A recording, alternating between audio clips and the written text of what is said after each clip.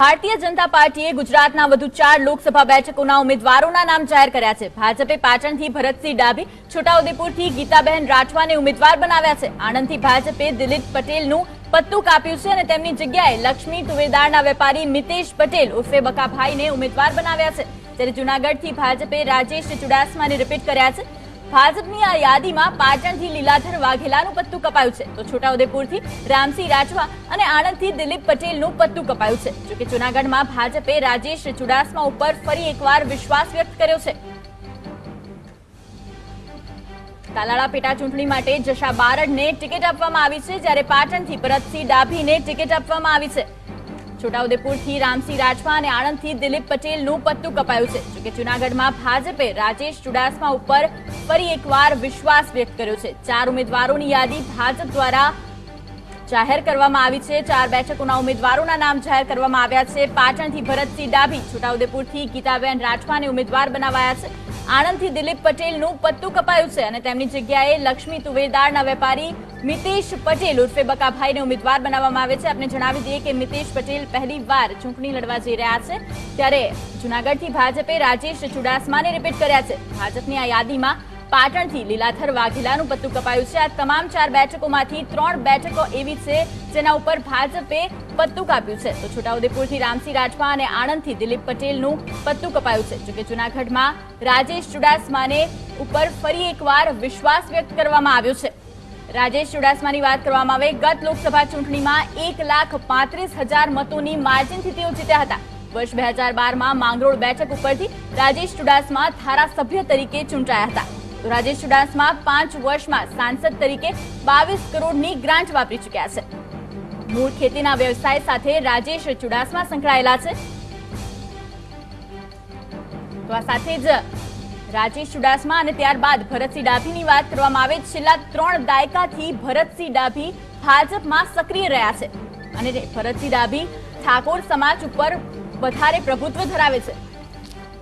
ભરતસિંહ ડાભી પાટણ બેઠકના ઉમેદવાર છે। વર્ષ 2007 અને 2012માં ખેરાલુના ધારાસભ્ય રહી ચૂક્યા છે। વર્ષ 2014માં જય સંપત્તિના સંસદીય સચિવ તરીકે ભરતસિંહ ડાભી ફરજ બજાવી ચૂક્યા છે, ત્યારે વર્ષ 1982માં મહેસાણાના ઈશાકપુરા ગામે સરપંચ બની રાજનીતિમાં આવ્યા હતા।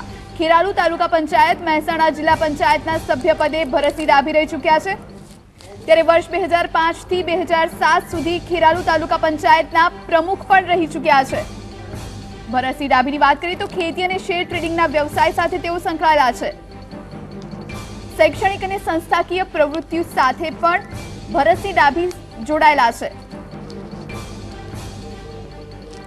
આગળ વાત કરીએ ગીતાબહેન રાઠવાની, તો છોટાઉદેપુર બેઠક પરથી રામસિંહ રાઠવાનું પત્તું કપાયું છે। ગીતાબહેન રાઠવાને ભાજપે ઉમેદવાર જાહેર કર્યા છે, ત્યારે લોકસભાની ટિકિટ આપવામાં આવી છે। 5 ટર્મથી છોટાઉદેપુર જિલ્લા પંચાયતના સભ્ય રહી ચૂક્યા છે ગીતાબહેન રાઠવા। આગળ વાત કરીએ મિતેશ પટેલ ઉર્ફે બકાભાઈની, તો તુવેરદારના નિકાસ અને ઉદ્યોગપતિ છે મિતેશ પટેલ। 10 વર્ષથી ભાજપ સાથે સંકળાયેલા છે મિતેશ પટેલ। મિતેશ પટેલની વાત કરવામાં આવે તો ઉમેદવાર તરીકે ભાજપે આ નવો ચહેરો ઉતાર્યો છે। ગત ચૂંટણીમાં 63,000થી વધુ મતોની માર્જિનથી ભાજપની જીત થઈ હતી।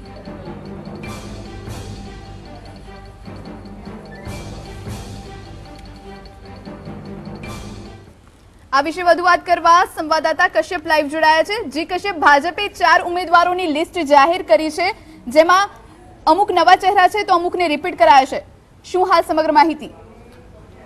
7 બેઠકના જે ઉમેદવારો છે તેના નામ જાહેર કરવાના બાકી હતા, તે પૈકીના 4 ઉમેદવારોના નામ છે તે ભાજપ દ્વારા જાહેર કરવામાં આવ્યા છે। અન્ય 3 બેઠકો છે તેના ઉમેદવારોના નામ હજી પણ જાહેર કરવાના બાકી છે।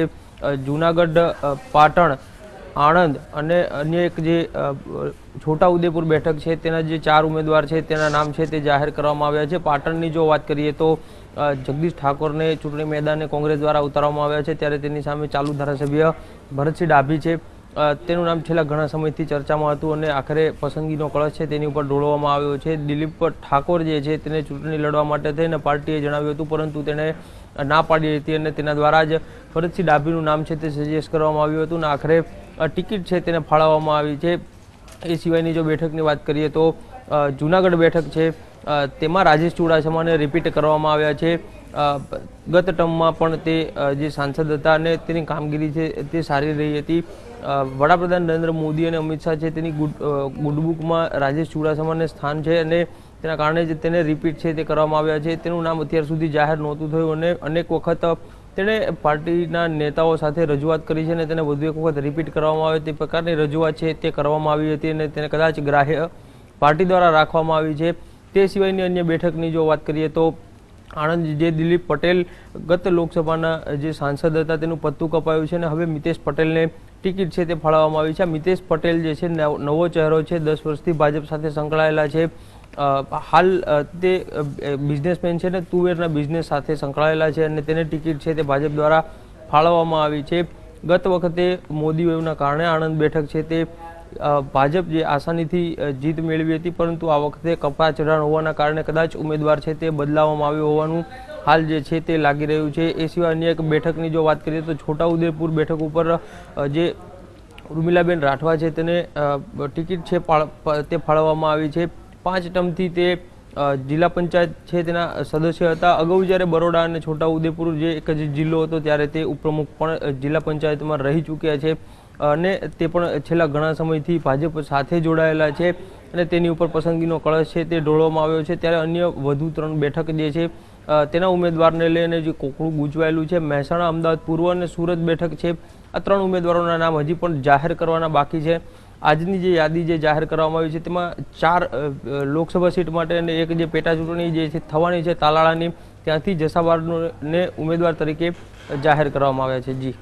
જી કશ્યપ, વાત કરવામાં આવે છોટાઉદેપુર બેઠકની તો આ પહેલા અત્યાર સુધી રામસિંહ રાઠવાનું નામ ચર્ચામાં હતું ટિકિટ માટે, ત્યારે અચાનક ગીતાબેન રાઠવાને ટિકિટ આપવામાં આવી છે. ત્યારે આ બેઠક કેટલી મહત્વની રહી શકે છે અને આ જંગ કેટલો મહત્વનો રહી શકે છે? છોટાઉદેપુર બેઠક છે આદિવાસી બેલ્ટ છે અને સૌથી વધારે મતદારો છે તે આદિવાસી છે. આદિવાસી પટ્ટાની જેટલી પણ બેઠકો છે તેની ઉપર કોંગ્રેસની પકડ સારી છે. રામસિંહ રાઠવા છે ગત ચૂંટણી વખતે તે જીતી ગયા હતા અને સૂત્રોની જો વાત માનીએ તો બીજેપી પાસે કોઈ સક્ષમ અને મોટા કદનો નેતા છોટાઉદેપુર બેઠક માટે નહોતો અને રામસિંહ રાઠવા છે તેને રિપીટ નથી કરવામાં આવ્યા અને મહિલા ઉમેદવારને ચૂંટણી મેદાને ઉતારવામાં આવ્યા છે અને કદાચ તેના કારણે જ નવા ચહેરાના કારણે મતદારો છે તે બીજેપી તરફ આકર્ષાય અને છેલ્લા ઘણા સમયથી તે ભાજપ સાથે જોડાયેલા છે અને જિલ્લા પંચાયત સાથે પણ તે સંકળાયેલા છે અને તેની કામગીરીના કારણે બીજેપી દ્વારા આ જે નવો ચહેરો છે મહિલા ઉમેદવાર છે તેને સ્થાન આપવામાં આવ્યું છે. જી કશ્યપ, આ તમામ બેઠકોની વાત કરવામાં આવે કેવા પ્રકારનું જ્ઞાતિગત સમીકરણ રહેલું છે? કારણ કે આપણે છોટાઉદેપુરની વાત કરીએ તો છોટાઉદેપુરમાં ગીતાબેન રાઠવાની સામે રણજીતસિંહ રાઠવા છે, સાથે જ આણંદની વાત કરવામાં આવે મિતેશ પટેલ સામે ભરતસિંહ સોલંકી છે આણંદમાં, અને સાથે જૂનાગઢમાં રાજેશ ચુડાસમાની સામે પૂંજા વંશ છે. પાટણ બેઠકમાં ભરતસિંહ છે. સાથે આ તમામ જે બેઠકો છે આ તમામ બેઠકોમાં કેવા પ્રકારની જંગ જામશે? તમામ 4 બેઠકોની જો વાત કરીએ તો સૌ પહેલાં પાટણની જો વાત કરીએ તો પાટણ બેઠક ઉપર ઠાકોર મતદારો છે તે સૌથી વધારે છે અને આ પાટણ જે લોકસભા સીટ છે તેમાં અત્યારે સૌથી વધારે ધારાસભ્યો છે તે કોંગ્રેસના છે. ઠાકોર મતદારો વધારે હોવાના કારણે કોંગ્રેસે જગદીશ ઠાકોર છે તેને ટિકિટ આપી છે. 2009માં પણ તેને ટિકિટ આપી હતી. 14માં તેને રિપીટ નહોતા કરવામાં આવ્યા અને કદાચ એટલે જ કોંગ્રેસને બેઠક ગુમાવી પડી હતી. તેની સામે અત્યારે ઠાકોર ઉમેદવાર ઊભો રાખવો બીજેપીમાંથી ફરજિયાત હતો, પરંતુ દિલીપ ઠાકોરને એટલા માટે જ પાર્ટી દ્વારા દબાણ કરવામાં આવતું હતું કે તે ચૂંટણી લડે અને જો તે ચૂંટણી મેદાનમાં ઉતરે તો આસાનીથી ભાજપની જીત છે તે થઈ શકે છે. ચાણસ્મા વિસ્તાર જે છે તે પાટીદારોનો ગઢ માનવામાં આવે છે અને થોડા સમય અગાઉ જે વાતાવરણ સર્જાયું હતું, આંદોલન થયું હતું અને તેના કારણે એ વિસ્તારમાં જે પાટીદાર મતદારો છે તે બીજેપીથી નારાજ હતા અને તે દૂર રહ્યા હતા, પરંતુ આ વખતે સમીકરણો છે તે બદલાઈ ગયા છે અને 17ની ચૂંટણી બાદના નવા સમીકરણો જે રચાયા છે તેના કારણે ભરતસિંહ ડાભી જે છે તેને ચૂંટણી મેદાને ઉતારવામાં આવ્યા છે પોતાના મત વિસ્તારમાં. સાથે જ અન્ય જે વિધાનસભાની જે બેઠકો છે તેમાં પણ તેની પકડ સારી છે. બીજી તરફ દિલીપ ઠાકોર જે છે તે અને લીલાધર વાઘેલા બંનેને પણ પ્રચારમાં ઉતારવામાં આવશે, જેથી આ સીટ ઉપર બીજેપીની જીત છે તે આસાન થઈ શકે છે. એ સિવાય જૂનાગઢની જો વાત કરીએ તો જૂનાગઢમાં આહિર અને કોળી મતદારો છે તે સૌથી વધારે છે. અને એના કારણે જે રાજેશ ચુડાસમા છે તેને રિપીટ કરવામાં આવ્યા છે. પૂંજા વંશને કોંગ્રેસ તરફથી ઉમેદવાર તરીકે જાહેર કરવામાં આવ્યા છે. એટલે ફાઇટ આ જૂનાગઢ બેઠક ઉપર રહેશે, પરંતુ હાલ સત્તા જે છે તે ભાજપ પાસે છે અને તમામ મશીનરીનો ઉપયોગ કરી અને બીજેપી જે છે તે પોતાની તરફ વાતાવરણ બનાવવા પૂરતો પ્રયાસ આ બેઠક ઉપર પણ કરી શકે છે.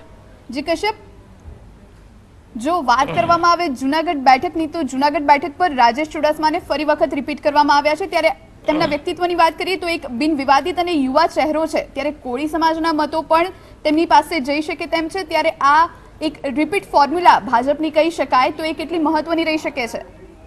બિલકુલ સાફ ચહેરો છે, યુવા ચહેરો છે અને ખેતી સાથે તે સંકળાયેલા છે. બીજી તરફ આ જે આહિર મતદારો છે તે ભાજપથી નારાજ હતા અને તેને મનાવવા માટે થઈને જવાહર ચાવડા જે માણાવદરના ધારાસભ્ય કોંગ્રેસ તરફથી હતા અને છેલ્લા ઘણા સમયથી તે ચૂંટાઈ આવતા હતા.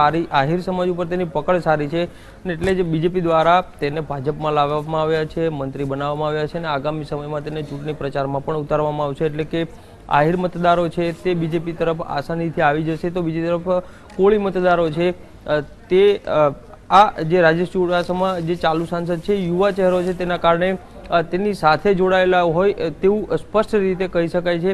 તેમ છતાં એક બાબત એ છે કે કોંગ્રેસ દ્વારા પૂંજા વંશને ચૂંટણી મેદાનમાં ઉતારવામાં આવ્યા છે. તેના કારણે આ બંને જે નેતાઓ જે છે તેના વચ્ચે આ બેઠક ઉપર ફાઇટ રહેવું તે નિશ્ચિત છે. જી કશ્યપ, આપ જોડાયા અને સમગ્ર માહિતી પૂરી પાડી એ બદલ આપનો આભાર.